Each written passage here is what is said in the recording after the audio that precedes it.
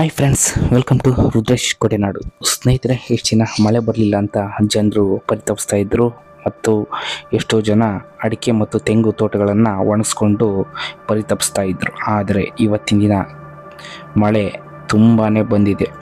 ಅಂದರೆ ಒಂದೇ ದಿನ ಹೊಸದುರ್ಗ ತಾಲೂಕಿನಲ್ಲಿ, ಅಂದರೆ ಹೊಸದುರ್ಗ ಕೆಲವು ಹಳ್ಳಿಗಳಲ್ಲಿ ಅತಿ ಹೆಚ್ಚು ಮಳೆ ಬಂದಿದೆ. ಹೊಸದುರ್ಗದಲ್ಲೂ ಸಮೇತ ಅತಿ ಹೆಚ್ಚು ಮಳೆ ಆಗಿದೆ. ವೇದಾವತಿ ನದಿ ನೀರು ಸಮೇತ ಬರ್ತಾ ಇದೆ. ಆದರೆ ಅದರ ಮಧ್ಯದಲ್ಲಿ ಹೊಸದುರ್ಗ ಮತ್ತು ಹೊಳಲ್ಕೆರೆ ಮಾರ್ಗದಲ್ಲಿ ಗುತ್ತಿಗಟ್ಟೆ ಮತ್ತು ದೇವಿಗೆರೆ ಮಧ್ಯದಲ್ಲಿ ಒಂದು ರಸ್ತೆ ಕಾಮಗಾರಿ ನಡೀತಾ ಇದೆ. ಆ ರಸ್ತೆ ಕಾಮಗಾರಿ ಮುಕ್ಕಾಲು ಭಾಗ ಅಲ್ಲೇ ಸಂಪೂರ್ಣನೂ ಆಗಿದೆ. ಆದರೆ ಆ ಮಾರ್ಗದ ಮಧ್ಯದಲ್ಲಿ ಒಂದು ಲಾರಿ ಸಿಗಾಕೊಂಡಿದೆ. ಸ್ನೇಹಿತರೆ, ನೀವು ನೋಡ್ತಾ ಇದ್ದೀರಾ.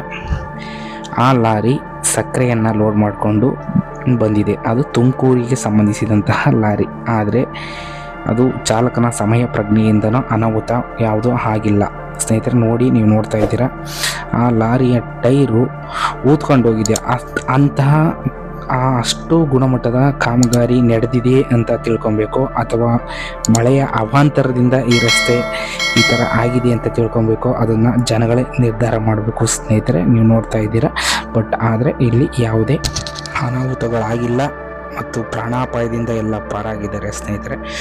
ಆದರೆ ಈ ರಸ್ತೆ ಕಾಮಗಾರಿಯನ್ನು ಮಾಡ್ತಕ್ಕಂತಹ ಓನರ್ ಇರ್ಬೋದು ಅಥವಾ ಕಂಪ್ನಿಯವರು ಇವರು ಮುಂಜಾಗ್ರತೆ ವಹಿಸಿ ಸಾರ್ವಜನಿಕರಿಗೆ ಯಾವುದೇ ತೊಂದರೆ ಆಗದ ರೀತಿಯಲ್ಲಿ ಈಗ ಕಾಮಗಾರಿಯನ್ನು ಸಂಪೂರ್ಣ ಗುಣಮಟ್ಟವಾಗಿ ಮಾಡಬೇಕು ಅಂತ ನಾವು ಕೇಳ್ಕೊತೀವಿ.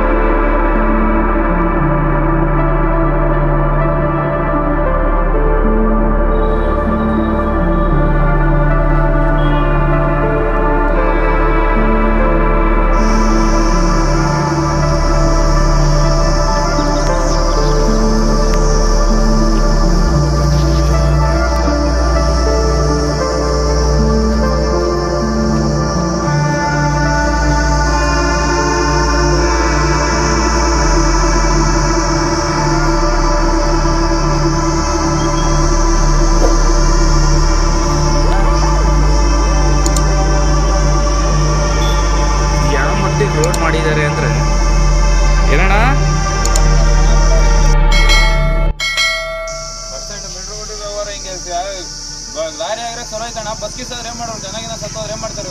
ಅದೇ ಅದೇ ಅದೇ ಇದೆಲ್ಲ ಓದ್ಸತಿ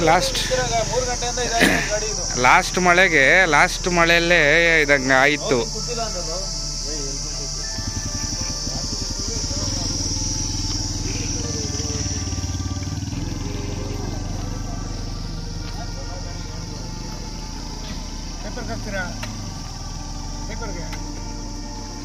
ಯೂಟ್ಯೂಬ್ ಚಾನಲ್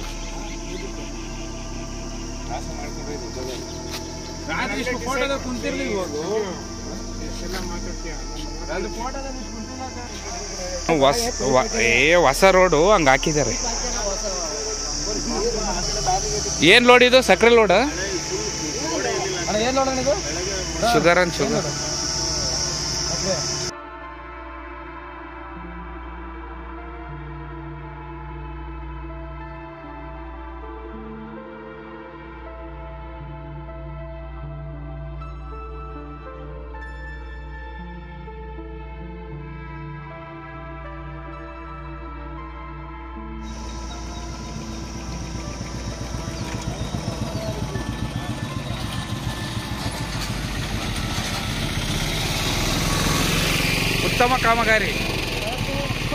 ಉತ್ತಮ ಕಾಮಗಾರಿ ಕಣ್ರಿ ಇದು.